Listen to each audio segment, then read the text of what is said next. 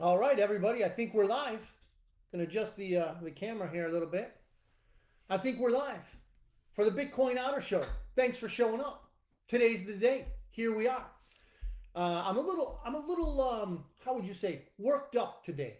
There's many things that go into that, but I'd just like to say that I am probably like most of you, sick and tired of getting screwed over by the usual suspects. Now, I don't call myself per se a Republican. I'm not a Republican because of, the fact that Republicans are normally as corrupt as Democrats, normally, sometimes, whatever. I'm an independent. I am an American, okay? And as an American, I, like all of you, got screwed in these latest elections, just like we did in 2020. If you can't see the fraud, give me a call and we'll discuss it. 737 256 9339. 737 256 9339. Otter's got the phone here. Give me a call. I'll listen to you, but I know you have no logical argument for how these elections could be valid. None. Why? How do I know that? There does not exist such a thing. Do you remember way back when we used to have election day? Wasn't that a great thing?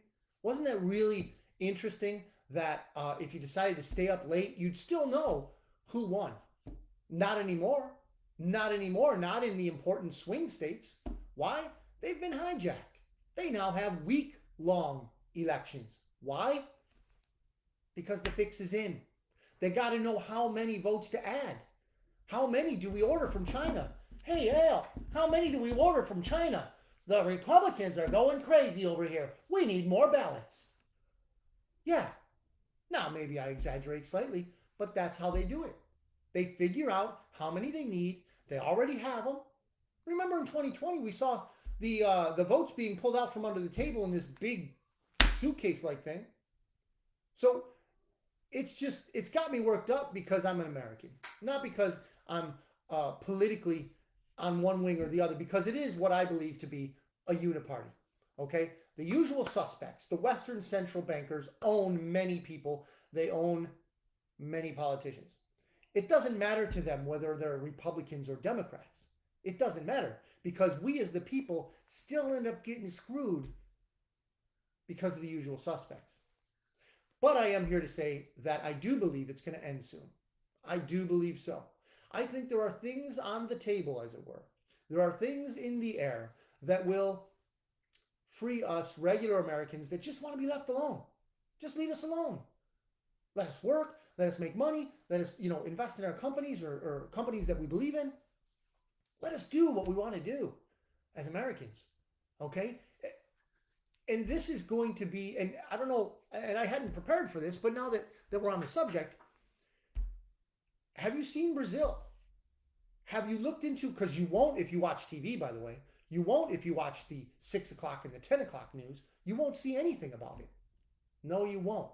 But if you look in alternative, demonized news, okay, discredited news by the usual suspects, then you'll find that they are all out protesting in Brazil. Millions of people in the streets because of their election and what was stolen from them as Brazilians.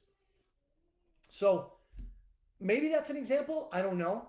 I can say that if they go ahead with their plan, which is to have the military audit the election, I think maybe that's an example we ought to go by. Okay, because the thugs at the average polling place that are doing whatever skullduggery comes to mind and whatever they've been paid to do. Okay, your ballot mules that come up with sacks full of votes or ballots and they throw them in the drop boxes, the illegal, unconstitutional drop boxes.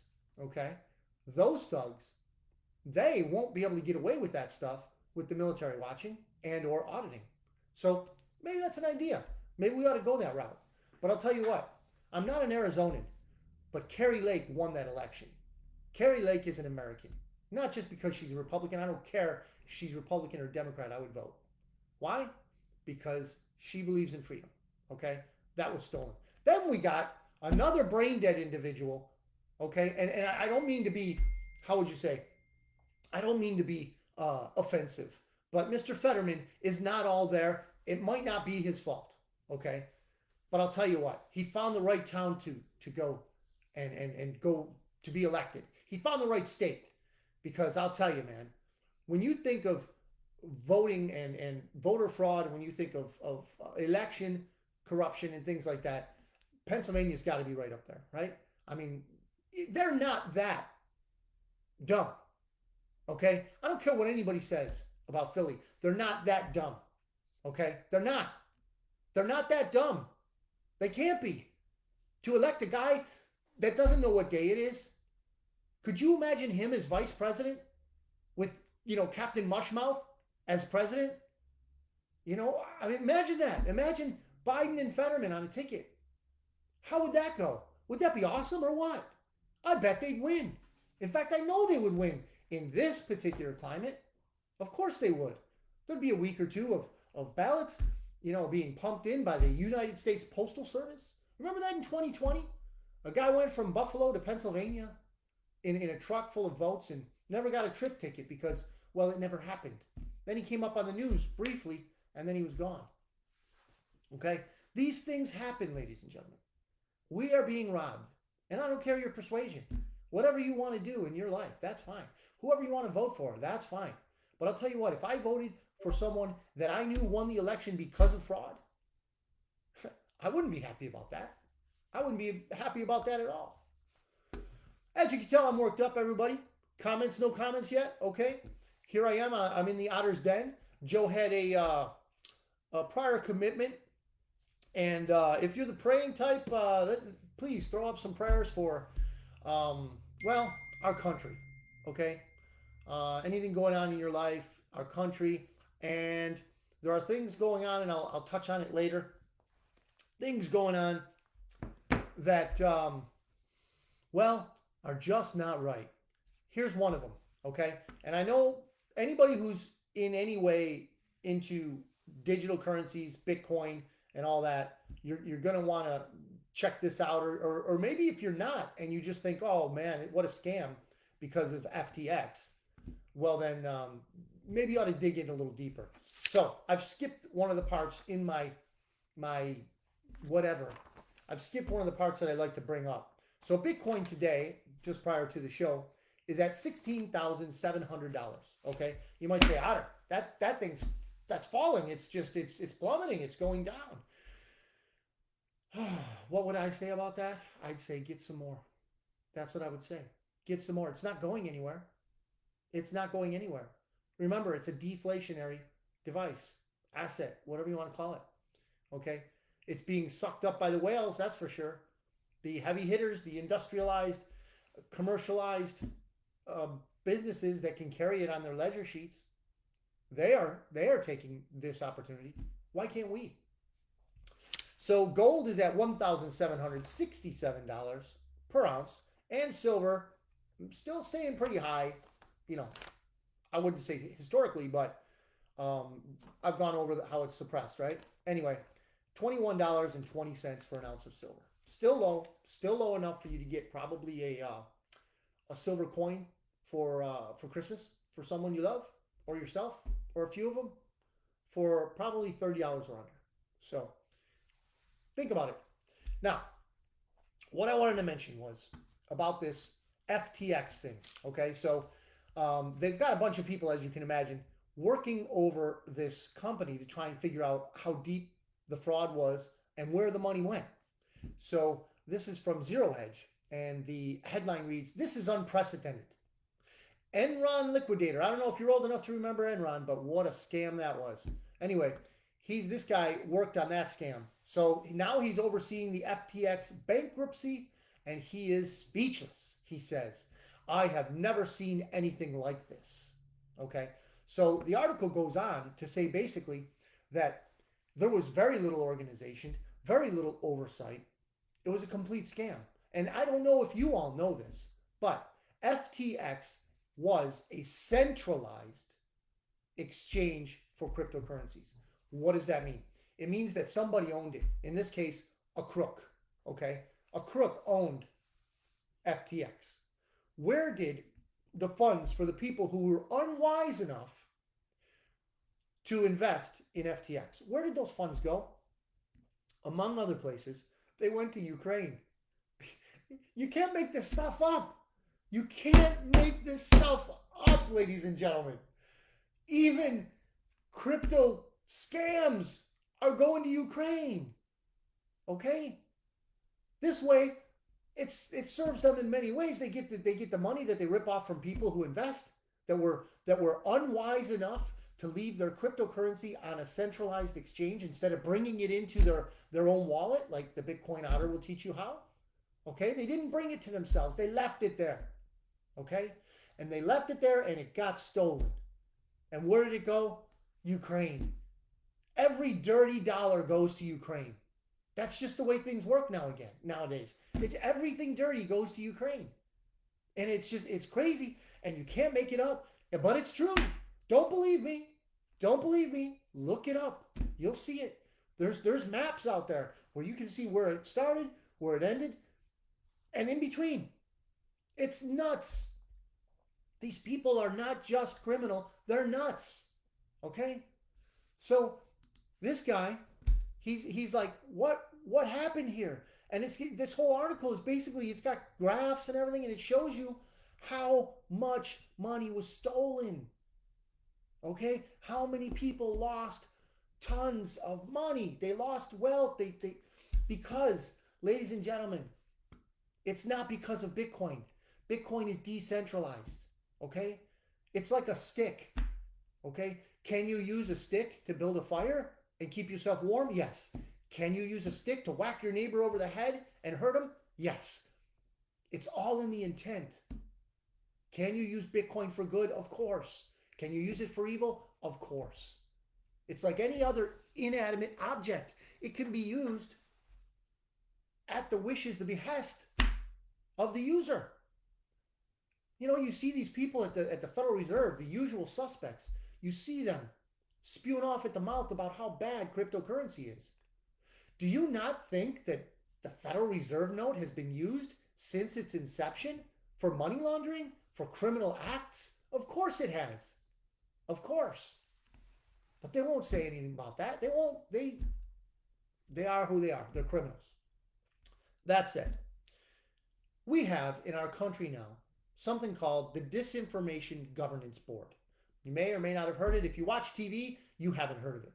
Anyway, the Disinformation Governance Board is basically there to choke out truth whenever it comes to the surface. So if you see some enterprising, which are fewer and fewer, but if you see some enterprising reporter digging up some, mud or nastiness by the usual suspects, that person's going to be sidelined. They might be arrested. Who knows where this governance board is going to go? But we do know that they want nothing to do with truth. They want nothing to do with transparency, and they want nothing to do with you learning how criminal they are. Just saying it the way it is. They're criminals, and they don't want you to know about it. So they made a government agency called the Disinformation Governance Board. What do you think they're going to do? They're going to disinform.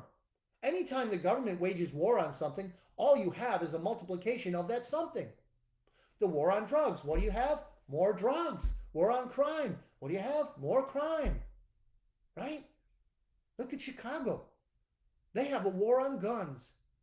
They have gun laws out the wazoo. You can't even look at a gun legally in Chicago.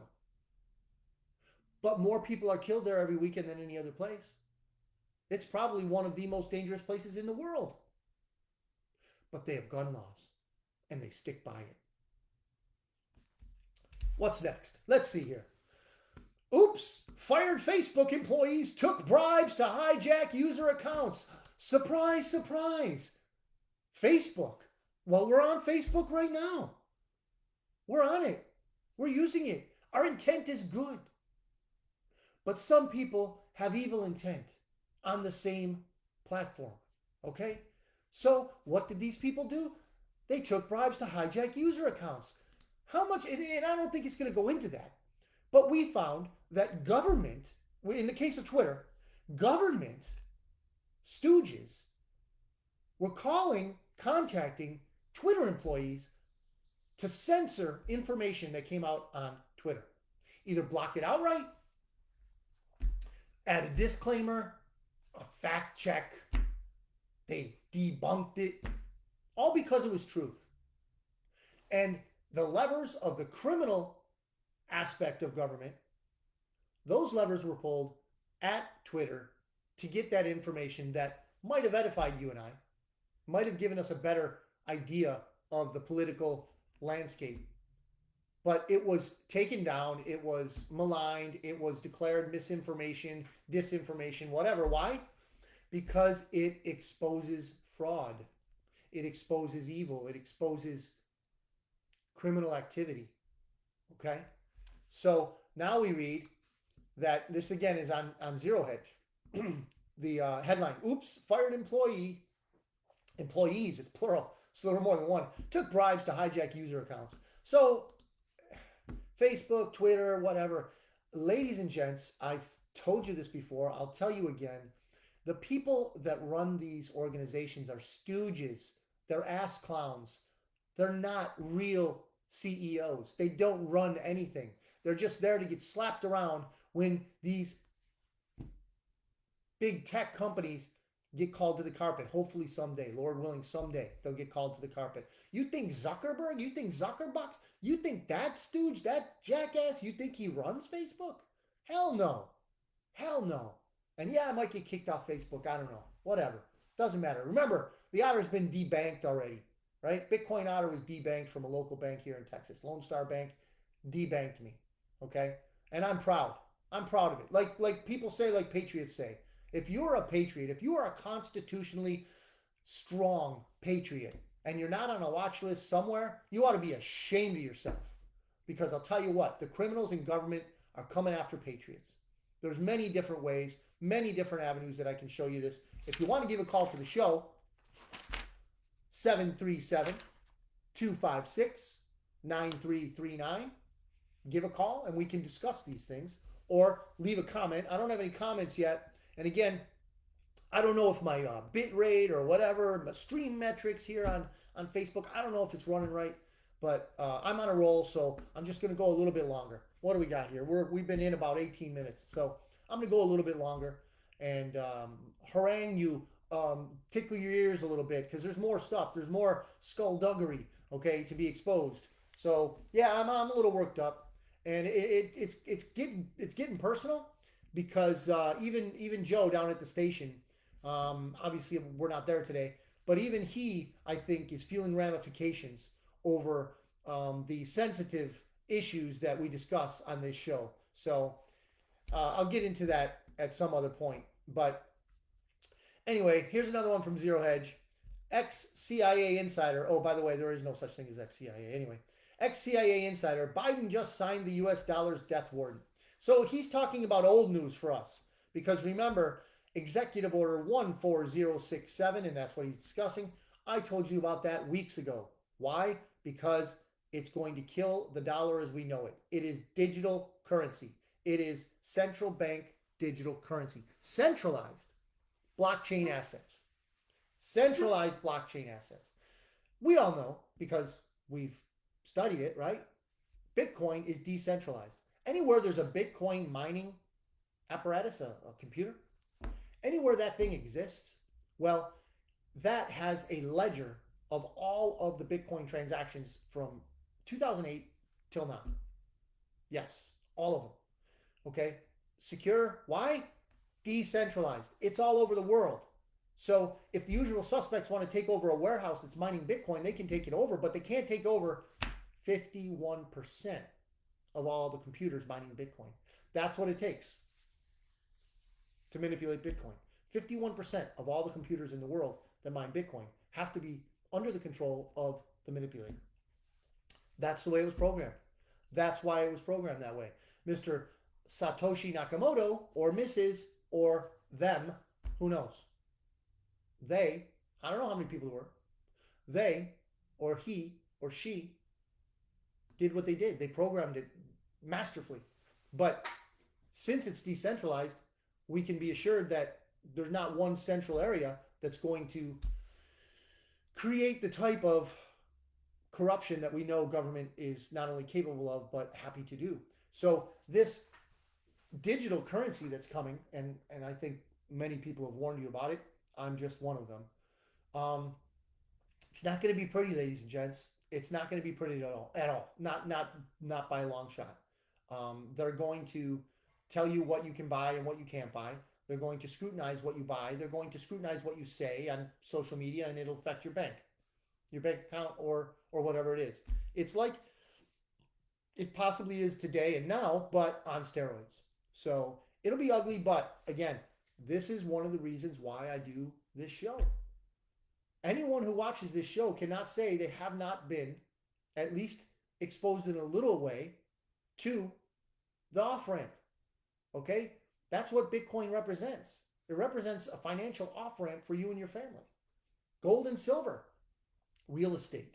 Now, obviously, real estate's not very liquid, neither is gold or silver, but it is a financial asset of value that will hold value long after the US dollar, the Federal Reserve note, goes down the crapper. And it will. Okay, here's one. This is an investigation of Joe Biden. This is from the Gateway Pundit. Breaking: House Republicans announce investigation of Joe Biden and Biden crime family. I mean, I know it's something. I know it's a step in the right direction. I understand that, but I really don't expect it to go anywhere. I really don't. One of the reasons why we still live in the political landscape we do is because there are so many corrupted people. And I like to tell people about this in a perspective that they may not have taken before. What do you think of when you think of Epstein Island? You think of debauchery, right? You think of underage nastiness. You think of sordid acts and things like that. But to really give the average person a grip on what Epstein Island really was is to use the term blackmail factory. The usual suspects, the bankers, the three-letter agencies, all those criminals, they used Epstein Island to blackmail people, to compromise them. They bring in a judge, they bring in a CEO of a company, a worldwide company, or just an influential one, politicians, all those people, bankers, right? They bring them in and they say, hey, have a good time. And then they bring someone to the room that is maybe a little or a lot underage. And the events that take place in that room are recorded. That politician goes back to his office in DC or whatever, and he gets an email, a phone call, a text one day, and they say, hey, we need you to vote this way on this legislation. And if said corrupt politician says, well, no, I'm not going to vote that way, I'm going to vote this way. Well, then I would imagine they're reminded fairly quickly of what happened in that room. And that's what Epstein Island was all about. Okay? It was a blackmail island factory, if you want to call it. So don't think that there are no others, of course. None of us are that naive. So when people say, oh, it's a conspiracy theory, no, not everybody can be corrupt. Why do you think the DHS exists? Why do you think the Department of Homeland Security exists? I'll give you my opinion, and you knew it was coming. It's the centralization of power. The agencies prior to being lumped together were just fine. Just fine. They were doing what they were supposed to do for the most part, especially on, boots on the ground. Higher up in Washington, who knows what happens there? Well, I think we're getting the picture now. But they didn't necessarily need to be lumped in. In fact, they didn't absolutely need to be lumped in together. But what purpose did that serve? It served the purpose of a centralization of power. So now you only need a few corrupt individuals to give them orders, and then it cascades down, and everyone listens. So as we go forward in this craziness that is our political landscape, just know, just know that you can't take what's on the TV as truth. You can't believe a word they say. Do I know all the truth? No. Do I know some of it? I believe so. How do I know it? I've put it through a process, a critical thinking process, okay? A crucible involving logic, involving critical thinking skills, experience, and things that I use to weigh whether or not something is truth, okay? You too can do it, but you got to shut off the TV. One more. We have, let's see. Oh, yes. So the Biden response to the investigation, apparently, that's coming, is that long debunked. They love that word. They love that word. Authoritarians love the word debunked because they think it means that it's going to switch something off in someone's head and they won't think it's true anymore. And if they watch TV, it probably is switched off. So, long debunked conspiracy theories. White House responds to House GOP investigation into Biden crime family. Now, again, I'm not a Republican in the sense that I live or die by a political party. They just happen to be saying the things that we want to hear right now. And I do believe there are some patriots, much more so than on the other side. Okay, but that being said, there's a Bush crime family. Okay, so in addition to the Clinton crime family, in addition to the Obama crime family, in addition to the Biden crime family, there is the Bush crime family, the Mitt Romney crime family. Okay, these families are criminals. A criminal syndicate runs our government, ladies and gentlemen. Again, if you'd like to argue, 737-256-9339 or put up a comment. I'll hear it.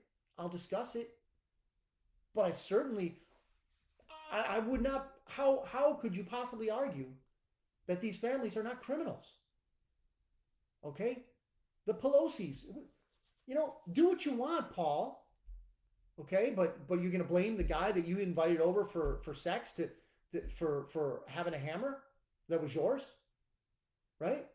We'll never know what happened there. Just like January 6th, we'll never know what happened because criminals own the 14,000 hours of video of the events that transpired that day, and they're not going to let us know. They're going to lock people up. They're going to treat them inhumanely, unjustly, right? In fact, they killed some. Law enforcement didn't die there. One of natural causes. Okay, but civilians were killed, and you can argue all day long. Yeah, they shouldn't have been there, and you're right. There are penalties for that. You get fined, you get maybe jailed for a few days, but solitary confinement for over a year for trespassing? No. I'll argue that all day long. Anyway, we're going on a half an hour. Let me recap what we did today. We talked about why I was upset, and I'm still upset. Yet I know that sooner or later we're going to be okay, ladies and gents. We are in the most free country in the world, and we're going to win. We're going to win. But we can't win without our engagement. We can't win without us using our minds, our brains that God gave us. We can't win without using our brains.